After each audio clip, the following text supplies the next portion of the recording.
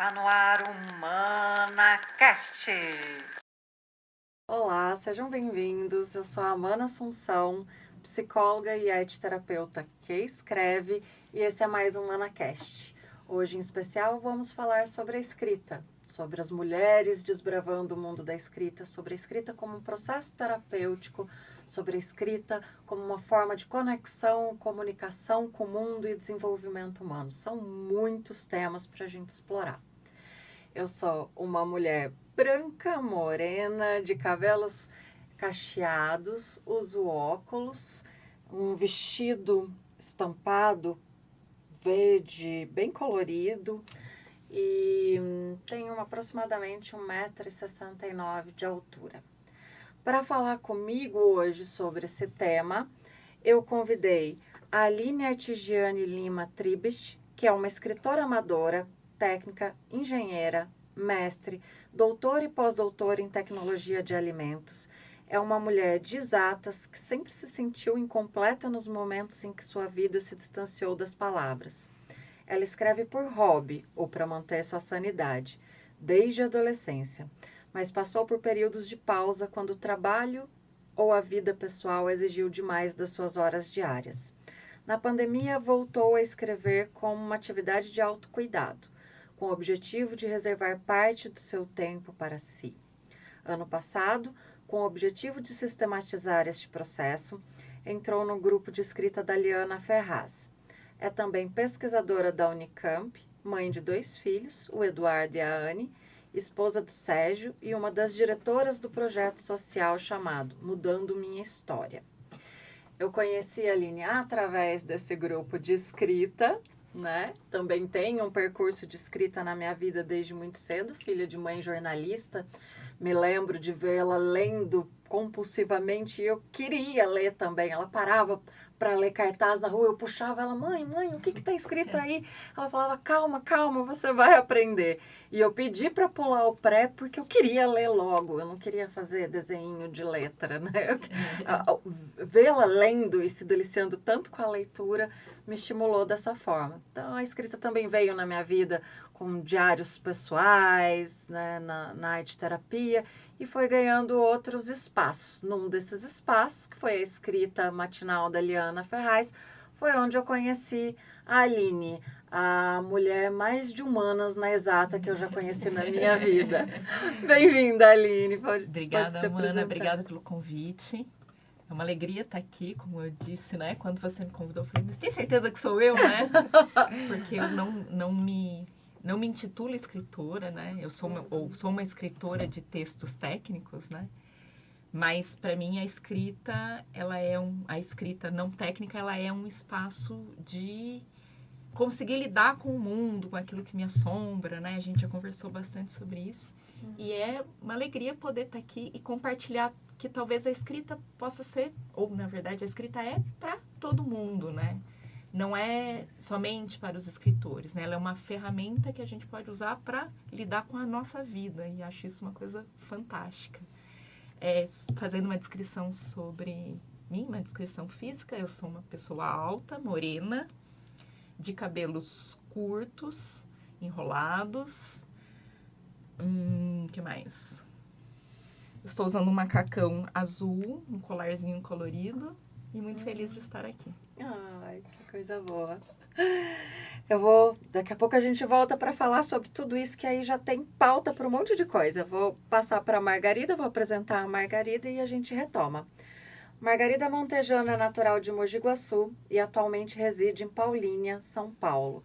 É doutora em educação pela Unicamp e servidora pública da Rede Municipal de Campinas, onde exerce a função de supervisora educacional, além de seu papel na educação. Margarida é também uma defensora ativa dos direitos das mulheres, sendo membro do Conselho Municipal das Mulheres e coordenadora do projeto Bem Me Quero, voltado a empoderamento feminino e igualdade de gênero. Na literatura, Margarida se destaca não só como poeta e escritora, mas também como produtora do canal Noutras Palavras, Histórias que Inspiram, no YouTube. Entre suas publicações, destaca-se o livro de contos Fio de Prata, lançado no Cenário Livros Artesanais em 2022 e reeditado pela editora Ciano, em 2023. Ainda no ano de 2023, dentre outras produções, publicou o livro Chão Ancestral pela editora Talp. O livro apresenta poemas reflexivos sobre a terra e a mulher, seu passado, presente e futuro, que dialogam com fotografias produzidas por André Montejano, seu filho. Chão Ancestral terá seu lançamento ao público neste mês de fevereiro de 2024. O arroba da Margarida é Montejano Margarida, com J. O YouTube é Noutras Palavras. Bom, a Margarida, a gente tem uma história que eu nem sei contar de onde ela começou.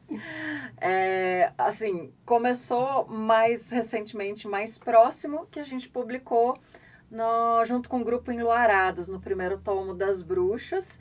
E aí a gente começou a se encontrar nos eventos do Enluaradas. Mas a Margarida estudou com meu pai lá atrás, em Mogi Guaçu. Depois eu fui reencontrar com o marido dela, que foi meu professor de filosofia na psicologia, uma rede, um fio de prata, né, Margarida, que vai tecendo e encontrando tudo. E além dessa pessoa graciosa e amiga, ela tem sido a minha guia na escrita, puxando a minha orelha para fazer o processo de ir cada vez mais para o caminho profissional. Margarida, um prazer ter aqui você no nosso ManaCast. Eu que agradeço, Amanda, o convite, essa oportunidade ímpar, né, de conhecer a Aline, de estar com você nesse momento literário, né, nesse momento tão especial em que a gente pode tratar de uma temática tão importante que é esse processo de escrita como cura terapêutica, né, como ação terapêutica. E então assim, só tenho a agradecer. E quanto a conhecer você, eu conheço você desde que você era pequena e agora você é grandona. E aí eu já passo a me descrever, né, também, já que já entrei nessa questão da altura, né? Eu sou a Margarida Montejano, como a Mana disse, eu tenho 1,55 m de altura, sou morena, clara, cabelos curtos e estou usando uma blusa estampada azul de flores, ou ela é verde de flores azuis, não sei, tá? Mais ou menos assim.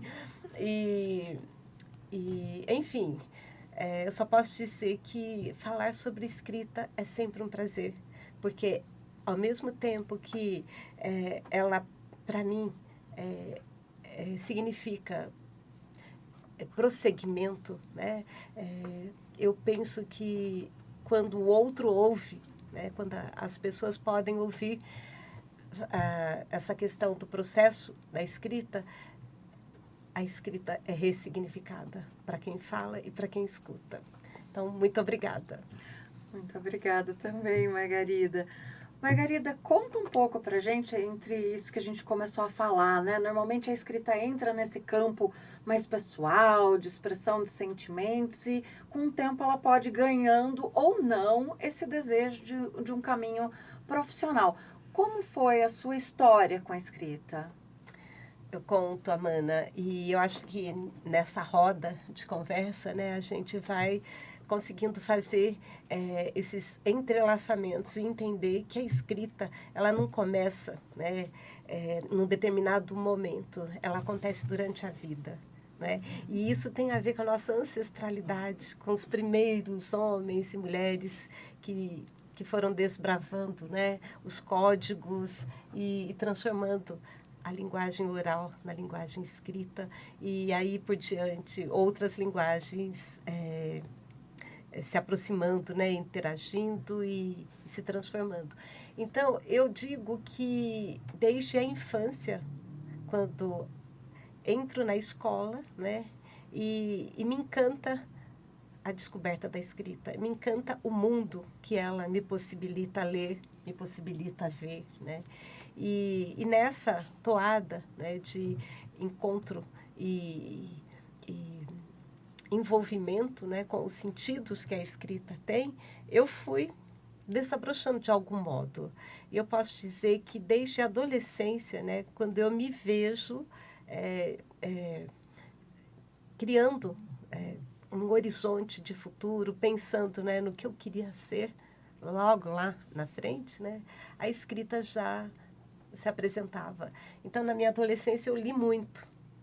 A leitura era minha companhia, né? E eu gostava demais de ir à biblioteca e devorar os livros, assim, livros como 100 Anos de Solidão, né? Que fez parte da minha leitura de referência, né? De Gabriel Garcia Marques, que me ajudou a entender o quanto que é preciso olhar os detalhes, o quanto que é preciso descrever as cenas, né? E aí, então, eu, na adolescência, já comecei a produzir poemas, e eu publicava esses poemas, Aline, no Jornal da Cidade. Inclusive, recentemente, né, mexendo nos guardados, encontro um poema escrito por mim, né, dentro de uma linguagem quase que infantil, mas que dentro daquele contexto fazia sentido. E aí depois, né, a vida foi tocando, fui me formar, fazer pedagogia, me tornar professora, depois me casei, fui ser mãe, né? Vim a ser mãe enfim, os trabalhos, as ocupações vão tomando conta da gente e a escrita leve, fluida, ela vai cedendo lugar para outra escrita. Quando eu ingresso na universidade, né, e vou fazer o meu mestrado, e vou fazer o meu doutorado, e a escrita acadêmica vai tomando conta. E aí o processo, né, de reelaboração da escrita vai se dando de uma maneira mais sistemática. E é interessante que é sempre aprendizagem, né? Então, a gente sabe escrever o mundo, sabe descrever o mundo, mas quando você está dentro de uma situação que exige um padrão de escrita, você tem que reaprender, né? E aí, só para concluir, a escrita poética e a escrita de prosa, né? Ela entra na minha vida na pandemia. Então, ela ressurge no momento em que a vida pedia atenção. E aí eu edito, eu já havia publicado poemas, né, em coletâneas, em grupos de poetas, mas eu escrevo meu primeiro livro, profissionalmente mesmo, na pandemia. Houve um silêncio maior desse mundo externo, né? E aí entra mais, como você disse, como um caminho de autocuidado, de sobrevivência nesse período da pandemia. Exatamente. Eu fiz também com a Cris Rocha, que é uma ceramista maravilhosa e arteterapeuta, que eu tive a honra de conhecer. Gente, como conheço pessoas incríveis, sou uma pessoa privilegiada. Que bom. E ela fez uma exposição maravilhosa sobre as produções durante a pandemia de cerâmica também. Tem algumas imagens no meu Instagram, @manassumpção, com P mudo, psicóloga. @manassumpcão, psicóloga. Tem algumas coisinhas desse trabalho. Eu sinto muito isso, Margarida. Eu tinha essa escrita livre também na adolescência, como diário, algumas coisinhas publicadas, outras não. Às vezes a própria escola me chamava para publicar. E quando eu comecei o processo acadêmico, eu limitei isso. Parecia que se colocar não era profissional, né? Tem que ser muito na terceira pessoa, formatado, bem distante. E aí, uma parte, quando eu comecei a publicar capítulos de psicologia, aí as pessoas começaram a me convidar para desconstruir. Falaram assim, olha, para virar livro, pode ficar mais macio, pode ter um pouco do que você viveu nessa pesquisa e não só a descrição fria de dados, né? Aí eu fui entrando num outro caminho também que para mim foi muito interessante. E eu acho que a Aline também deve ter uma experiência bacana com relação a isso. Eu só queria fazer uma citação que eu trouxe do Fernando Pessoa, pensando nesse lugar do sentimento do mundo interno na escrita, né? Aí ele diz, se escrevo o que sinto, é porque assim diminuo a febre de sentir. O que confesso não tem importância, pois nada tem importância. Faço paisagens com que sinto. É lindo, né? Fernando Pessoa é lindo, né? Incrível. Você, Sem Aline. palavras. Como são as suas paisagens? Como essas paisagens entraram na sua vida? Então, eu acho que todo mundo, né, que vai para escrita, eu acho que tem esses momentos de ir e voltar, né? E é engraçado, né? Porque poesia eu acho algo difícil de escrever. Mas me parece assim que no começo é sempre por poesia, né? Essa poesia meio infantil, essa coisa que você vai brincando e tentando juntar as palavras, né? Então comecei assim escrevendo poesia. Participei de concursos literários na minha adolescência, escrevia muitas poesias. Acho que a poesia ela tem uma certa mágica de você escolher o jeito e para quem e por que você quer narrar. Então você pode vestir várias capas e isso para mim sempre foi uma ferramenta interessante, né? Eu, de uma certa forma, sou muito sensível ao outro. E por algum motivo as pessoas gostam de me contar histórias. Ai, que bacana. Então, eu sempre usei a escrita como uma forma de, às vezes, recolocar no mundo, ou reorganizar meu mundo em função daquilo que eu vivi, em função daquilo que me foi apresentado. E aí escrevi a poesia e passei exatamente pelo mesmo processo, né? De repente, eu fiz colégio técnico, então depois fui fazer faculdade, mas fazia faculdade de noite, trabalhava de dia, era aquela ocupação de 18 horas diária nesse esquema do produzir tecnologia, né? Porque eu sou uma pessoa profissionalmente de exatas, né? Uhum. E as palavras foram ficando de canto, depois tem a vida pessoal, o marido, começa a chegar filho. Então, eu passei por um período de silêncio, de escrita longo. Provavelmente aí uns 10 anos, escrevendo muito pontualmente. Depois comecei a escrever um pouco mais e aí veio a pandemia. E para mim a pandemia era um momento que eu sempre estava muito em atividade. Porque eu estava trabalhando, eu estava cuidando da casa, eu estava cuidando dos filhos, acompanhando a escolarização das crianças, ou eu estava lavando saco de batata com água e sabão.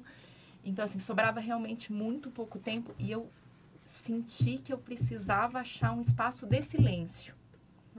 E aí o meu espaço de silêncio foi a escrita e foi aí que eu voltei a escrever, não como poesia, mas como conto. E aí consegui escrever e produzir algumas coisas, mas depois me vi de novo num espaço de silêncio, de ausência de escrita. E foi aí que eu fui...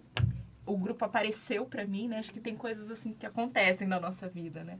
Então um dia eu acho que no Instagram alguém publicou, não lembro quem, publicou sobre o grupo de escrita que tinha participado. E eu falei, nossa, vou tentar. E aí foi muito interessante para conseguir achar esse espaço, esse bolsão de espaço no dia, para eu olhar para aquilo que me aflige e olhar de verdade, né? E colocar como prioridade, né? Acho que de alguma forma ter isso organizado, porque a vida engole a gente. A vida engole a gente. A gente vive num tempo que, assim, não tem tempo sobrando, né? Uhum. Você se obriga a ter o tempo para aquilo que é prioridade. E aí vem a prioridade do mundo ser o produtivo, o que vai dar em algo. Então, escolher esse espaço de que é prioridade o criativo e o se expressar sem nenhuma finalidade é um exercício interno.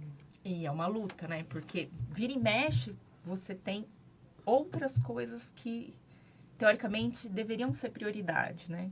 A agenda ela vai te comendo pelas beiradas, né? Então, é muito importante para mim olhar para esse espaço e falar, não, aqui é o meu horário e isso faz parte do que eu consigo ser. E vi isso na prática, me dedicar meia hora por dia a escrever me tornou uma pessoa melhor e mais capaz de fazer pesquisa na área de exatas. Olha. Porque talvez eu tenha um tempo de sair do curto-circuito, de sair do piloto automático. Que interessante isso que a Aline traz, né? Me fez pensar no que a escrita faz com a gente, né? E o quanto a gente se transforma com a escrita. Quando a gente pensa na poesia, né, ou nos poetas, a ideia que se tem, né, generalizando, é de que são pessoas que estão desocupadas, que não têm outras preocupações. E, na verdade, não é? A poesia é o retrato da sensibilidade de ver o mundo.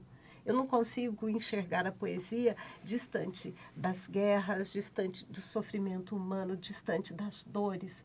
Não é? Então, a poesia ela faz tudo isso emergir. E quem consegue colocar isso no papel, colocar isso para fora, né, consegue ajudar o outro a se descobrir. Perfeito. Né? E olha que interessante, só para aproveitar, eu estou com um trecho de um poema da Nirley Maria Oliveira, que é uma poeta lá de Formiga, Minas Gerais, mas que mora em Campinas. E ela diz assim, no fim da noite, escrever para alguém distante um poema peixe fisgado com anzol, amolar as facas e eviscerar o poema, dissecar suas entranhas, escamar os versos, temperar as palavras e depois expô-las ao sol. Não é? Olha, é a escrita como alimento, né? Uma alquimia. Exato, exato. Que não é só pôr para fora, né? Você olha aquilo de ângulos diferentes, Sim. sente, entra em contato e de repente você vai falar uma coisa para o outro que ele nunca tinha conseguido acessar Exato. daquela forma, né? E aí o poema que você escreveu, ou o conto que você escreveu, ou o romance, ou um texto acadêmico, faz sentido para o outro. E o outro, ao ler, diz, nossa, era isso que eu estava precisando, né? Eu consigo caminhar a partir daqui, né? É um pouco essa a ideia, né? Você consegue adiantar o teu passo ou achar qual é a tua estrada pela leitura também, né? Exato. Também me vi muito nessa pessoa que a Margarida falou, né? Da pessoa adolescente que lia muito e que alcançava um mundo diferente por conta de tudo que lia, né?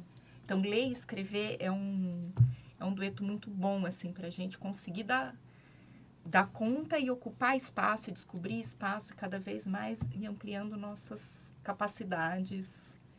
E isso, de novo, independente da área de trabalho, né? E eu penso também que é um caminho sem volta e maravilhoso que ele não tenha volta. Mas quanto mais você lê e escreve, mais sensível você se torna. Por um lado, mais sensível a esse mundo que é difícil, pode trazer mais dor, você precisa de mais recursos para lidar com essa sensibilidade. Então, dá-lhe ler mais, dá-lhe escrever mais, dá-lhe encontrar pessoas com sensibilidades parecidas, né? Exato. E reconstruindo o mundo dessa forma.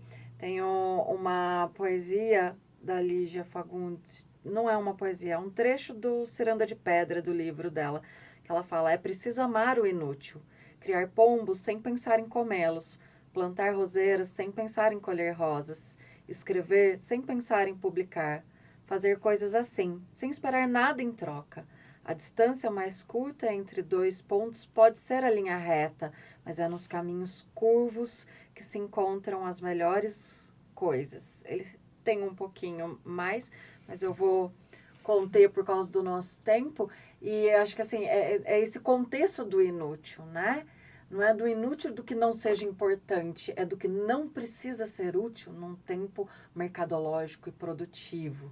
E isso reverbera, inclusive, na educação e no momento que a gente está vivendo na educação, que eu acho que vocês duas também aí têm pauta para falar sobre esse processo de sensibilização da escrita e da literatura numa educação que é para colaborar, plantar sementes em humanos que cresçam, desabrochem e sonhem com um mundo melhor, né?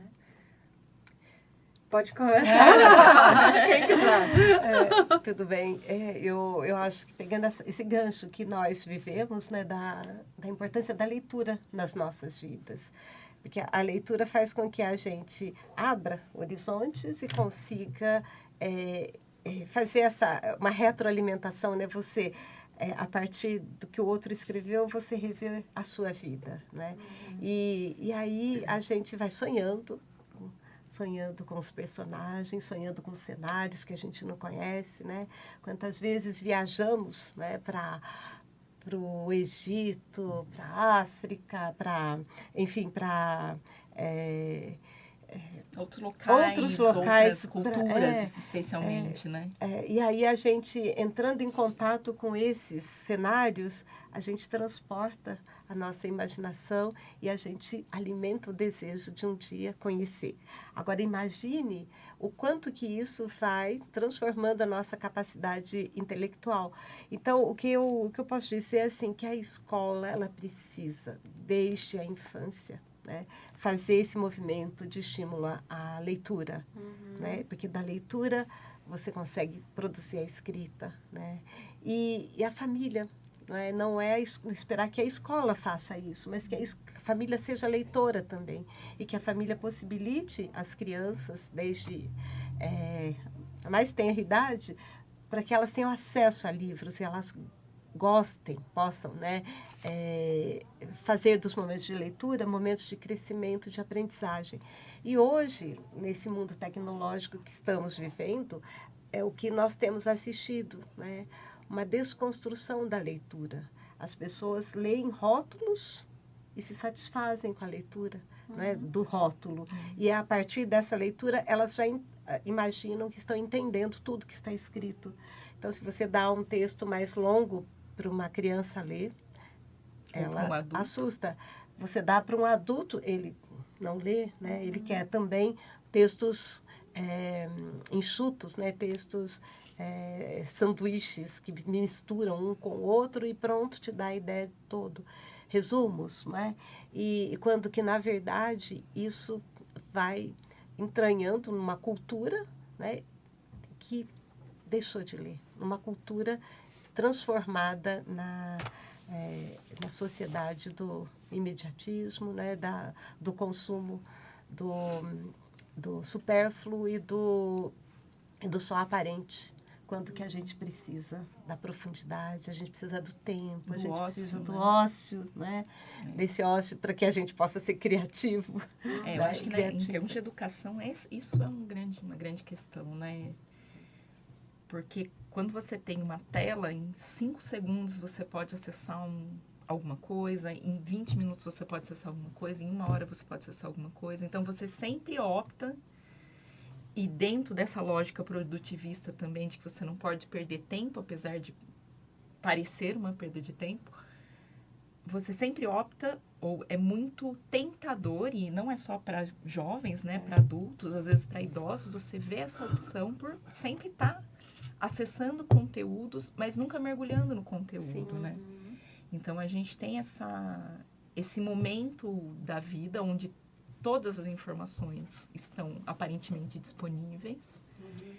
Então, qualquer coisa que você quiser saber, que você quiser estudar, você vai ter muito conteúdo, mas você tem que saber sobre tudo e muito rápido, então, na prática, você não mergulha em nada, né? E acho que é desafiador, né? Até profissionalmente eu trabalho com escrita acadêmica, e trabalho com alunos que vão produzir aí teses, artigos, né? E o quanto que esse processo está dificultado por conta de você não ter o teu ócio, o tempo de você parar e olhar para um dado e dar essa possibilidade de ele expandir na tua frente e falar, isso aqui significa isso. Você precisa sempre de uma linha e de um ponto final. E a coisa não é bem assim na prática, né? É verdade. E essa sociedade, né, do consumo, do imediatismo, ela faz a gente acelerar a nossa presença no mundo. Então, o tempo todo estamos correndo, o tempo todo estamos assim, com o horário... Com a sensação do atraso. A sensação do atraso. E a leitura, ela requer, né, um relaxamento, ela requer um afastamento dessa loucura toda. E aí vem a ideia de que nós não temos tempo para isso. E com isso, nós vamos nos tornando leitores de rótulos apenas, né, de superfície.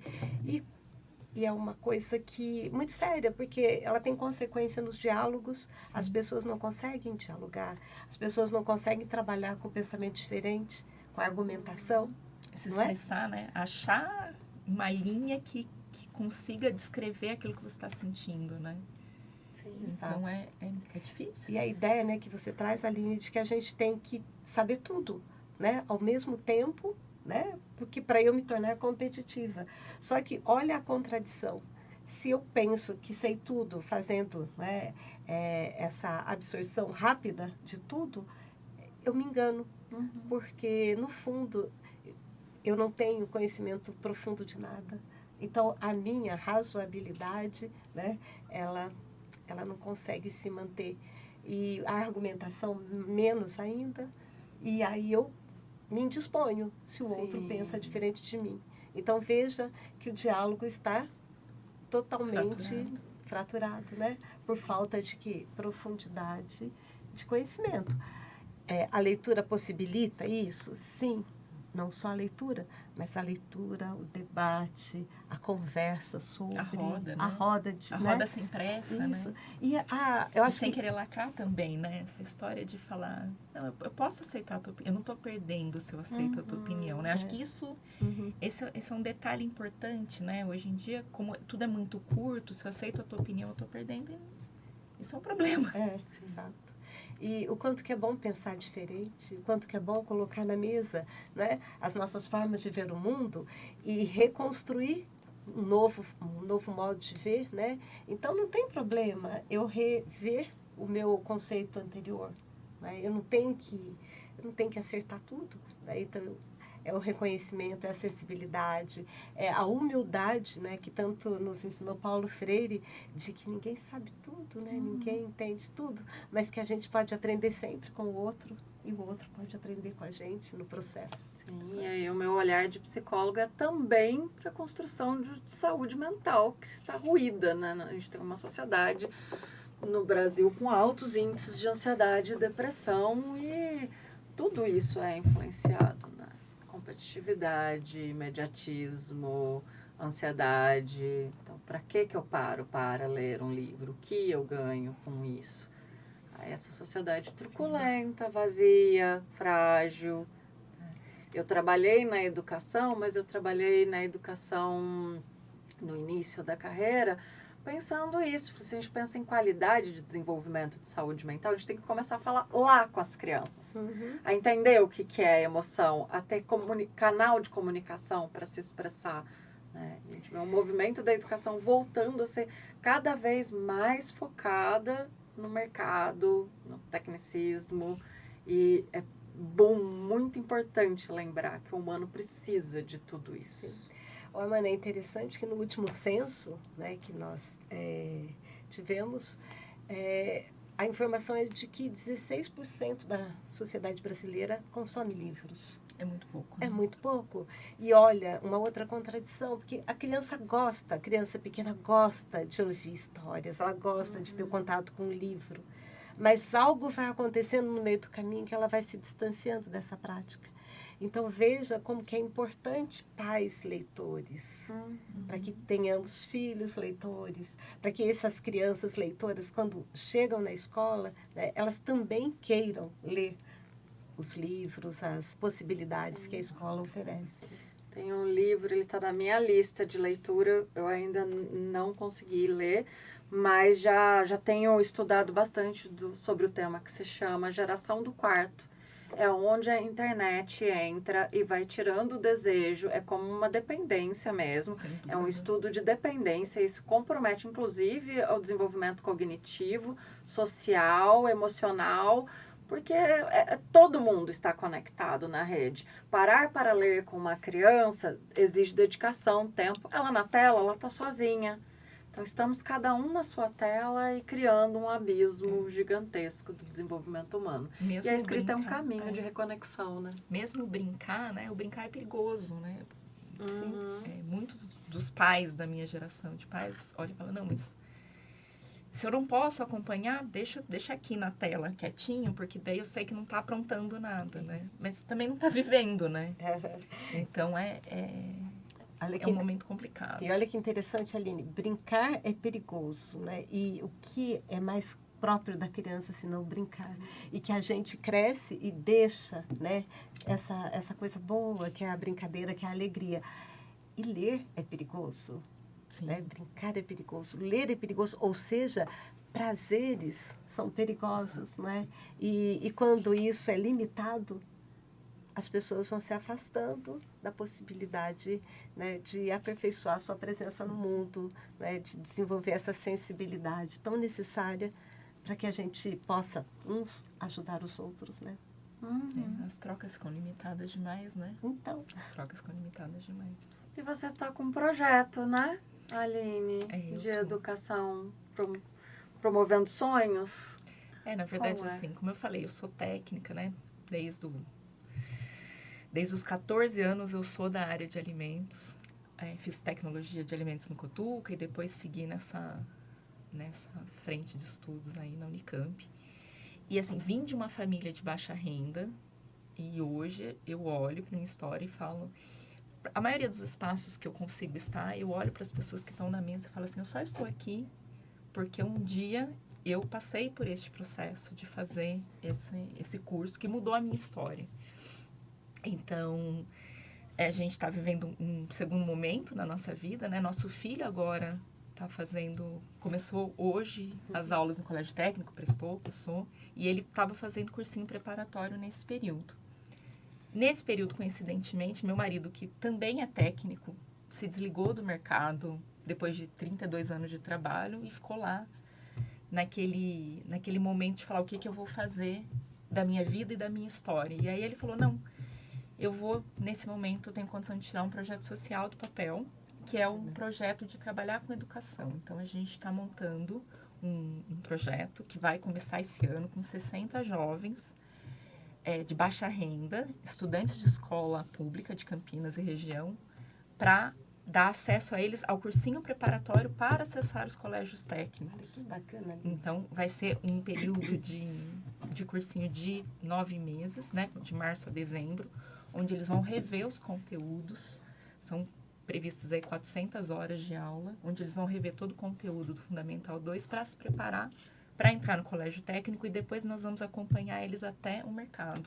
Olha que bacana. Porque no fim das contas, né, muitas vezes jovens de baixa renda conseguem acessar o colégio técnico, mas como não tem esse preparo, eles muitas vezes não dão conta de continuar. Então a evasão é muito alta. E a gente realmente só consegue transformar uma vida se essa pessoa começa a contribuir com 18 anos, que foi o que aconteceu comigo, com as despesas da casa. Uhum. Então, acreditamos muito que a educação é o caminho capaz de mudar as histórias das pessoas. Sim, educação mudou a minha vida. A Tanto minha quanto também. a leitura. A minha também. Tenho certeza que eu mudei o percurso de gerações, porque eu pude escolher me dedicar ao estudo e ao conhecimento. Então, com certeza que vocês, Nossa. o que nós fazemos, pode abrir esse espaço para outras pessoas acreditarem que podem fazer diferente a sua história, né? E é interessante, né? É você possibilitar ao outro que não tem perspectiva. Não tem perspectiva. Né? Então, quando a sua experiência faz esse movimento, né, você está ressignificando a sua história. Então, quando você diz assim, meu marido não sabia o que ele fazia, o que fazer, né, da vida daqui por diante, olha só, ele encontra um caminho de ressignificação pela educação, né? E de gratidão, né? Porque se hoje ele tem condição de fazer isso, é porque com 18 anos ele se tornou técnico em informática e conseguiu, a partir daí, construir a nossa história de vida junto comigo. Então, é muito bacana poder devolver isso para a sociedade, né? Às vezes a gente tem benefícios, né? E eu, enfim, sou aluna da Unicamp desde os 14, tive esse processo, né? Depois virei funcionária. Então, é um momento que você olha e fala, nossa, agora tá na minha vez, né? Tô eu que tô com a bola, deixa eu fazer isso rodar. Eu inclusive, tinha separado da Carolina, do quarto de despejo, uma frase para falar dessa escrita nessa comunicação de uma realidade que a gente não acessa, né? Que tá na guerra, tá em tudo quanto é lugar. Que ela falou, eu sou negra, a fome é amarela e dói muito. Amarela da cor da bile, que se vomita quando o estômago está vazio. Amarela como seu mundo embaçado pela tontura. É forte, né? Gente, a gente tá caminhando pro fim, infelizmente. Eu falo que passa muito rápido. Tem que fazer double. Eu só queria aproveitar também Sim. e falar do projeto Bem Me Quero, né? Por favor. O projeto Bem Me Quero, a Aline, acho que não conhece, é um projeto que a gente pensou ano passado, né? Ele está fazendo um ano esse ano, voltado para o empoderamento das meninas, né? E combate à violência de gênero. E a ideia desse projeto, Amanda, só para rapidamente dizer, é trabalhar com meninas e meninos de 1º ao 9º ano, né? Questões que envolvem tanto o bullying quanto a violência propriamente dita contra a mulher, né? Pensando de que nós não vamos mudar o cenário que nós vivemos hoje, né, de alto nível, de alto grau de feminicídio, se a gente não reconstruir esse olhar da criança, do menino e da menina, sobre a presença da mulher, sobre o respeito e os direitos que ela tem. Né? Bacana. Então, esse projeto está caminhando para que as próprias escolas, com as crianças, né, de 1º ao 9º ano, produzam projetos Cria nessa chão linha para trazer isso para discussão. e tragam essa temática, né, da violência de gênero como algo emergencial, para que a gente possa mudar o quadro, principalmente em Campinas, que a gente tem A gente falou da presenciado. educação como essa É um dos potencialidade de mudar a história de vida. E também, porque a transgeracionalidade da violência faz com que ela seja naturalizada. Você Isso. só desenvolve crítica se você conseguir ler, se você conseguir ouvir outras histórias, para processar e tirar desse lugar de que isso é a realidade dada. Sim. E É. muito importante que envolva os meninos também, né? Exato. Porque não adianta discutir essas questões apenas com meninas, né? Isso. O mundo muda Isso. quando os homens mudarem seus comportamentos. Então, esses Exatamente. meninos que um dia vão se tornar homem, eles precisam acessar isso. Exato. Olha, e tem outra questão. As crianças mudam os adultos, né? Então, nós somos o que somos porque nós trabalhamos, né, com essa interação com os nossos filhos. Então, a ideia de que essa temática tem que ser discutida mesmo com meninos e meninas para que eles tenham um pensamento diferente de pais e mães machistas, né? E que eles reconstruam um outro caminho. Eu vou convidar vocês para ler um trechinho de alguma produção de vocês, porque a gente está realmente Acabando. No final. indo para o fim. Tenho aqui o texto. Pode começar, Aline, enquanto a Margarida procura, que a gente... Então, meu texto chama Processo, escrevi essa semana no meio do carnaval. E ele fala assim, ó. Ali, bem ali, a porta me desafia. Vem, mas eu não vou. Não me sinto larga demais e pesada demais para dar conta do vão da passagem. Sento, exausta, e imagino o outro lado. Espaço sem culpa, sem medo e sem os vazios que me alargam por dentro. Repenso. Será? Vasculho gavetas e certezas. O que deste entulho todo faz sentido? Rasgo papéis e pinto lembranças. Descubro que cabem azuis, onde consta apenas cinza e cinzas. Neste processo, talvez vir a palavra de ordem, desordenando tudo e fazendo ventilar o que cheirava fermentado, chorume e morte. E se eu me der o direito, pondero, sem perceber que já me coloquei em movimento? O desejo faz o peso virar água, que vaza, escoa e drena. Leve, ela lava, desfazendo o excesso acumulado em nada. Sabendo-me pronta, a porta convida. Vem! Eu não penso, nem meço, nem nada, apenas passo. Pés firmes, certos de que completaram a jornada. Que lindo. É. Que lindo. Como chama o poema, Aline? Chama Processo. Processo. Você tem uma Que dica lindo. literária para os nossos... Olha, eu vou te falar que dos livros que eu li o ano passado, acho que o que mais me impactou é O Corpo Desfeito, de Jarid Arraes. E eu sugiro ele como uma leitura sobre uma violência muito diferente das violências que normalmente está em pauta, mas que merece muito ser lida. Obrigada, Corpo Aline. Desfeito, Margarida, Corpo por Desfeito. favor. Eu vou ler, Amanda, um poema do livro Chão Ancestral, né? Que ainda não está na praça, mas a partir Tá do dia chegando. 23. Isso, dia 23 tem lançamento, Lançamento na Margarida. desse Onde? livro lá 23 de fevereiro de 2024, porque Isso. o vídeo fica Fica- ad eterno, né? Isso, Só na pra Academia contextualizar. Campinense de Letras.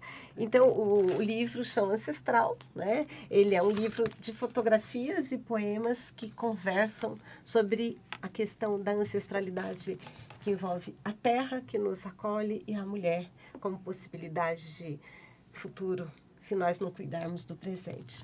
E o poema que eu vou ler chama-se Leia Muito, calha com a nossa temática de hoje.